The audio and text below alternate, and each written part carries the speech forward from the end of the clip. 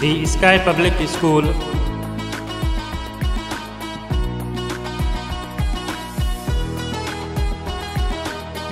एक बेहतरीन ऐं मुनफरिद स्कूल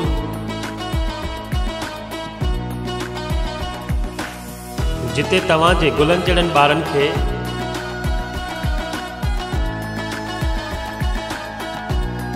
तरबियत याफ़्ता ऐं तजुर्बेकार उस्तादनि जी ज़ेर निगरानी में ख़ूबसूरत ऐं आरामदाह माहौल में आला तालीम ॾिनी वञे थी।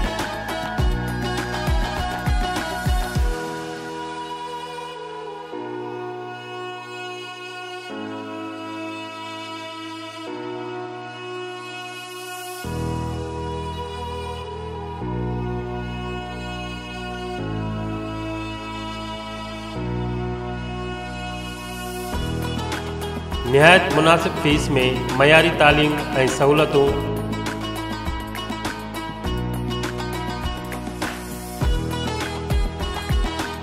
ख़ूबसूरत ऐं आरामदाह माहौल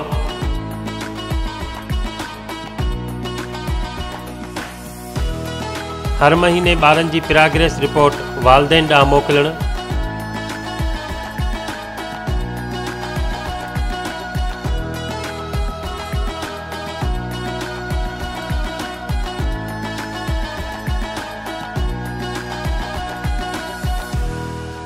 ॿारनि जी रोज़ाना डायरी ठहिराइणु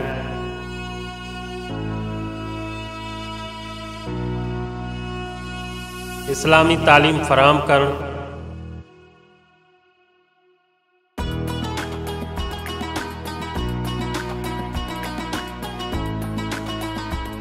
बेहतरीन एक्टिविटी रूम्स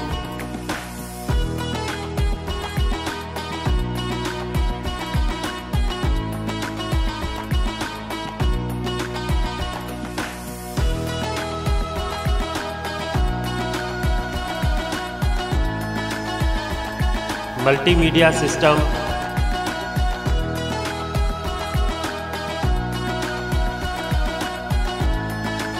मुख्तलिफ तालीमी मुकाबला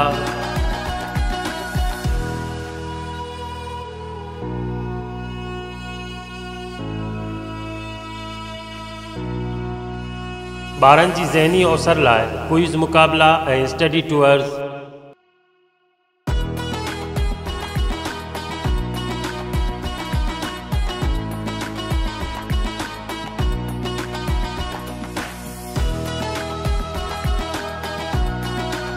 शाम जे वक़्तु बेहतरीन कोचिंग क्लासेस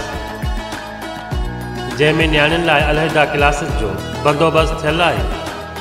वधीक राब्ते लाइ chairman the sky public school Shahdadkot mobile number 0336 688 3307